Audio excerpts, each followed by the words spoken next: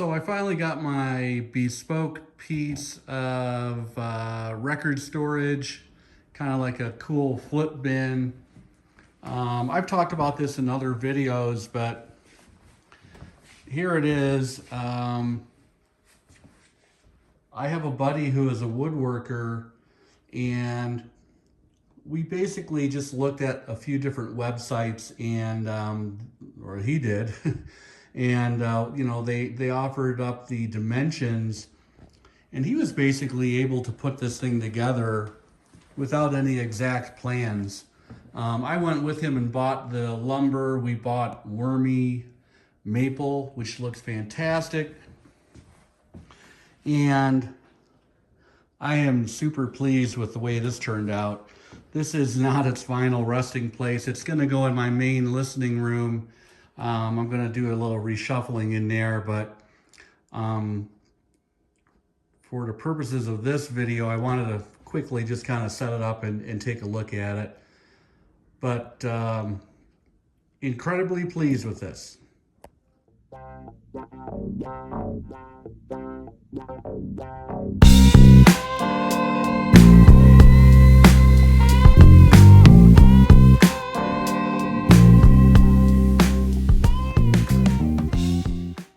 Hey vinyl community, this is Tim with the University of Vinyl, back with a new video today. Sunny day in Colorado, we're loving the weather, and today I wanted to talk a little bit about your normal non-audiophile records that sound fantastic. So I'm talking about mass-produced albums that you can find in flea markets and record shops today. I'm going to feature 10 albums, and I've got a special bonus, number 11, that we have to talk about, of course. But anyway, I am an audiophile nut like a lot of people out there. I have plenty of tone poets. I have quite a growing collection of MoFis. I branched out to Impacts. I've got Analog Productions albums as well.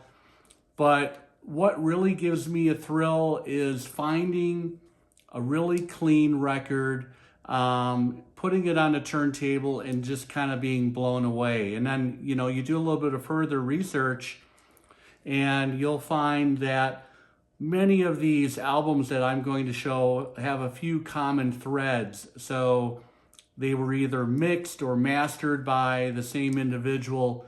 And one of the guys going to talk about actually mastered an album all the way back in 1969.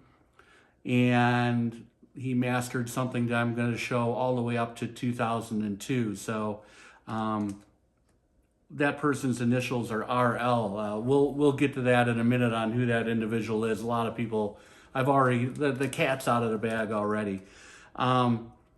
So anyway, let's get started with number one, and that is this album. Checking my light here. This is John Hiatt, Bring the Family. This is a 1987 album. So what a lot of these albums have in common is they were recorded, mixed, and mastered very, very carefully by skilled technicians and engineers. This particular album is really special because John Hiatt, this was a huge breakthrough, kind of a comeback for him. This is on A&M Records. He had a series of albums. He was known as a songwriter, kind of a traveling, middle-of-the-road musician who just hadn't hit his mark yet. But on this particular album, his backing band was Jim Keltner on drums, Ry Cooder on guitar, and someone by the name of Nick Lowe on bass, with Hiatt also on acoustic and electric guitar. But this is just an incredible album. It was, if you look at the credits on this, recorded by Larry Hirsch at Ocean Way Studio in LA. That's a famous studio. And mixed by Larry Hirsch. direct metal mastering. So that is a specialized technique in the mastering of an album, and it's beyond my ability to remember in this particular video. But just know it's a good recording, mastered at Precision Lacquer, which was a boutique shop in LA. But if you happen to find one of these, you will be incredibly pleased with the sound on this album. And you don't have to have a multi-$1,000 system to get the full effect of this album. If you have a decent setup like many of us do, you will appreciate the benefits of this. Standout tracks: Have a Little Faith in Me, Memphis in the Meantime, and A Thing Called Love, which of course Bonnie Raitt had a huge hit with that song as well. Anyway, John Hiatt, Bring the Family, 1987 on A&M Records. A fantastic sounding album. So the second album I want to talk about is Randy Newman's Little Creatures album from 1977. This is on the Warner Brothers Palm Tree label, and these are incredibly easy to find for anywhere between, depending on where you are and who's charging, anywhere between $5 and $12 typically. And this is just an incredible sounding album. This is famous for Newman had the short people lead off track on side one. It was a huge hit, FM radio in the late 70s. But there are some incredible songs on this, and everything sounds fantastic. Of course, Randy Newman had, I believe, all of the Eagles are on this album. Joe Walsh as well. Yeah, he's an Eagle. And it just sounds great. Now, the person, if you read the credits, the person who engineered and mastered this album is someone by the name of Engineered, Mixed, and Mastered by Lee Hirschberg. Remember the name Lee Hirschberg. He's going to come up again a little later. But this is pretty easy to find. My favorite song is not Short People. It's Jolly Coppers on Parade, which is about somewhat topical, police gone bad. Anyway, that is a great album, and it sounds incredible. So, legendary 1977 Steely Dan album, Asia. This is one of the usual suspects when people talk about an audiophile quality pressing, and you want to get an early ABC Records pressing if you can. You don't want MCA, who eventually bought ABC. Anyway, I'm not going to go too deep on Asia. I will say that Steely Dan is one of my favorite bands. And this album, there's, I believe, a 2-part YouTube video with Fagan and Becker on it, and several of the musicians talking about the making of Asia. But this is just an incredible sounding album. This is Simon and Garfunkel's Bookends. This is the oldest album that I'm going to show today, 1967. And this came out on the Columbia label. This is American First Press. It's on the famous Columbia 2i. And Paul Simon and Art Garfunkel had an engineer that did all of their albums. He's done most of Paul Simon's albums as well. He's done several of Art Garfunkel's. And that is a gentleman by the name of Roy Haley. And they did some incredible work together. This album, a lot of these 2i Columbia albums and pressings sound great. So from the late 60s, moving into the early 70s. If you find different artists on Columbia, they made records really well in the 60s and into the 70s, and this was no exception.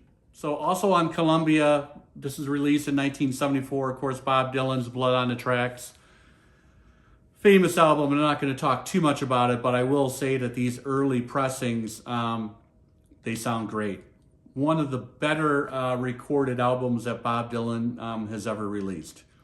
I do not have the one step on Mo-Fi. I'd love to have it, but I am content listening to this. This is another Dylan album that you should seek out if you don't have it already. It is Infidels, 1983. And this was mastered at Master Disc in New York, which is a famous mastering house, really known for their quality work. And this also is a very, very well recorded album. The band on this album is fantastic. So you've got Sly Dunbar on drums. You have Dylan, of course, keyboards, harmonica, guitar. Mark Knopfler is on lead guitar. So is Mick Taylor, Rolling Stones fame. Alan Clark on keyboards. This was co-produced by Dylan and Mark Knopfler. So Dylan Infidels, 1983, fantastic sounding record, easy to find. So this is Dire Straits, Love Over Gold, another record that is fairly easy to find these days. This is the first U.S. pressing. It's on Warner Brothers as well. And the person who mastered this album is someone by the name of Robert Ludwig, Bob Ludwig. And Bob Ludwig is world famous. He is the person who did the initial cut, the hot mix cut on Led Zeppelin 2 that was rather quickly pulled, and supposedly about 200,000 copies of that are out in the wild somewhere. And believe me, it is possible to find those. We're going to talk about that a little bit later. But this is just a great sounding record. It's one of those non-audiophile records that people use kind of as a reference record to show off their system. This is Beck's 2002 album Sea Change, and I have the double album. It's spread across two different 33 and a third records. This is actually the only reissue that I'm showing today. Everything else are original presses. But this is just a fantastic sounding album, and guess what? It was mastered and cut by Bob Ludwig as well. This is Roxy Music's Avalon from 1982. Also pretty easy to find out in the wild, although this is a promo pressing, if you can see that gold stamp. So promo pressings are nice to find if you can. They're all over the place. They're relatively easy to find. And they typically were on the early run of the pressers. So they're going to be sounding great if you can find them in good condition. They're typically, all promos are usually in really good condition. But this album has another common thread. Guess who mastered this album? Robert Ludwig at Masterdisc, mixed by Bob Clearmountain, also kind of renowned in his own right. But if you can find an early press of Avalon 1982 on Warner Brothers, you're going to be in luck. So album number 10, these albums, remember, are all kind of mass-produced albums. They're fairly easy to find out in the wild, and they all sound fantastic. So what I have here is Ricky Lee Jones' Pirates from 1981. This is on the Warner Brothers label as well. And the person who mastered this album is also Lee Hirschberg. So remember, Lee Hirschberg did the Randy Newman album that I talked about earlier. Lee Hirschberg used to master and cut all of the 1960s Frank Sinatra albums. He's won several Grammys, and I think he was active from the the early 60s all the way up until, I believe, the late 90s. I think he's still alive. But this is, this album, a lot of people consider this Ricky Lee Jones' masterpiece. Another engineer on here is Elliot Shiner, of Steely Dan fame. You know, Donald Fagen is on this album as well. There's a host of other fantastic musicians.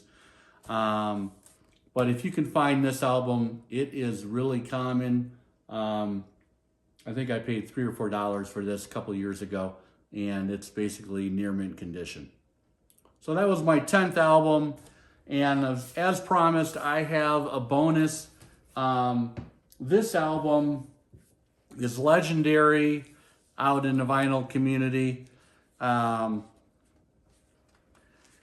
It is the 1969 Led Zeppelin II, and this is the Robert Ludwig hot mix cut that I found about a month ago now. I got, it's the one video that I have that has over 1,000 views right now.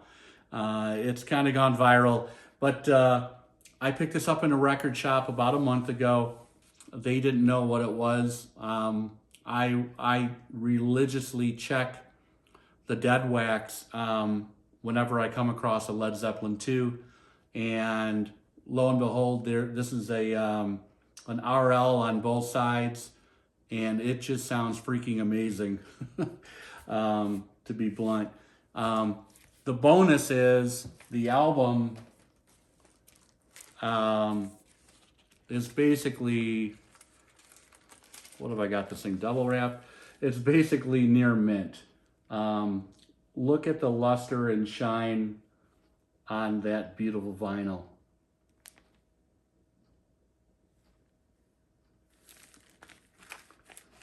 Anyway, I will drop the dead wax info on this again in the video. And that's all I have today. I just wanted to focus on relatively easy to find records that sound great on almost any system that you may have set up and be running with right now. You know, the bonus one is the Led Zeppelin II Bob Ludwig cut, but remember, there are supposedly about 200,000 of these albums that were initially released before the plug was pulled, and they came out with the rolled off, muffled bass version. One way to, if you are looking out in the wild, make sure you've got a 4-digit number code on that album, which is 8236. And sometimes there will be a gold record stamp as well on the cover.